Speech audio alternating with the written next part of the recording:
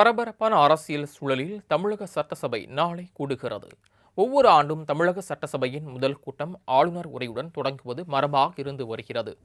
அந்த வகையில் இந்த ஆண்டின் முதல் சட்டசபை கூட்டம் நாளை காலை 9:30 மணிக்கு கூட உள்ளது.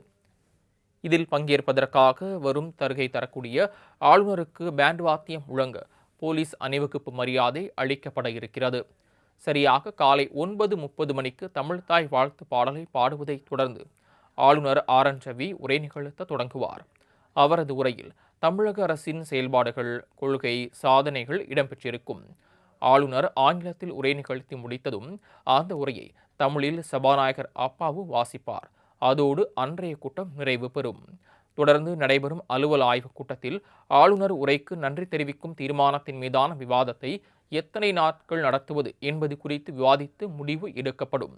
2021ஆம் ஆண்டு செப்டம்பர் மாதம் தமிழக ஆளுநராக ஆர்.என். ரவி நியமிக்கப்பட்ட நிலையில் 2022ஆம் ஆண்டு முதலில் தமிழக சட்டசபையில் உரை நிகழ்த்திய அவர் அதன் பிறகு நடைபெற்ற அனைத்து சட்டசபை கூட்டத்திலும் பாதியிலேயே வெளியேறியுள்ளார்.